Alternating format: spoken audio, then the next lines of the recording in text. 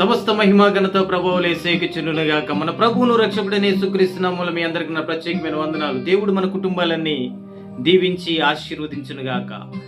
Marks వార్తలో 11వ అధ్యాయం మనం చూసినట్లయితే యేసు ప్రభు తన శిష్యులను పిలిచి, మీ ఎదుటనున్న గ్రామానికి వెళ్ళండి, అక్కడ మీకు ఒక కట్టబడిన గాడిద ఒకటి కనపడుతుంది.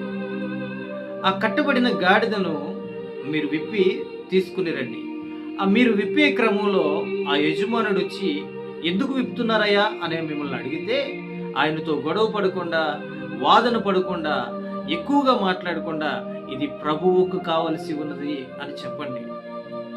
ఈరోజు ఆ గాడిద కట్లు విప్పడానికి దేవుడు తన శిష్యులను పంపించాడు.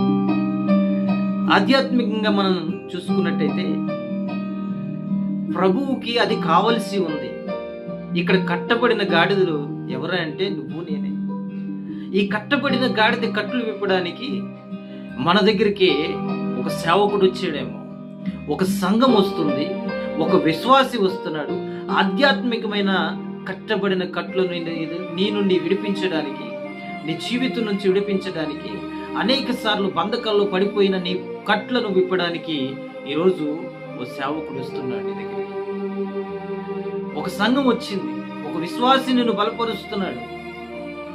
ఈరోజు ఏ కట్లతో నువ్వు కట్టబడి ఉన్నావు?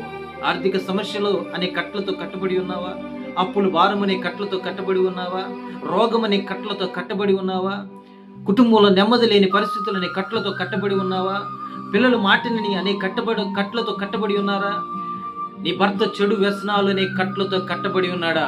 ఈ రాత్రి నేను ప్రకటిస్తున్న దేవుడు ఆ గాడిద కట్లు విప్పినట్లు ఈరోజు నీ కుటుంబంలో కట్లు విప్పడానికి ఈ వాక్యాన్ని నీ దగ్గరికి పంపిస్తున్నాడు.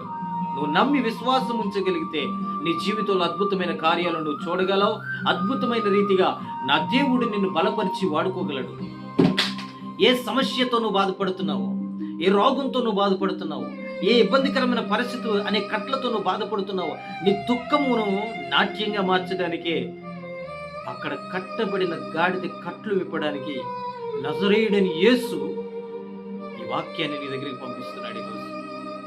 ఈరోజు ఒక సేవకుడు వాక్యం చెప్తుంటే పాపాన్ని విడిచిపెట్టు అని అంటే విశ్వాసులుగా కోపం రావచ్చు. పాపమునే కట్లతో నువ్వున్న నీ జీవితాన్ని విడిపించడానికి అలా మాట్లాడుతున్నాడని నువ్వు అనుకోవచ్చు కదా.